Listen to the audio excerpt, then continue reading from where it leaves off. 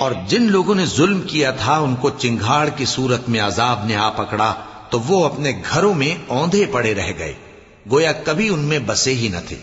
سن رکھو کہ قوم سمود نے اپنے پروردگار سے کفر کیا، اور سن رکھو قوم سمود پر پھٹکار ہے۔ اور ہمارے فرشتے ابراہیم کے پاس بشارت لے کر آئے تو سلام کہا، انہوں نے بھی جواب میں سلام کہا۔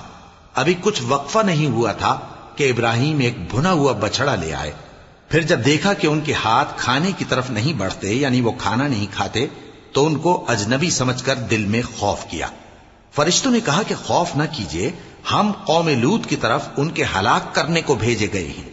اور ابراہیم کی بیوی جو پاس کھڑی تھی ہنس پڑی، تو ہم نے اس کو اسحاق کی اور اسحاق کے بعد یعقوب کی خوشخبری دی۔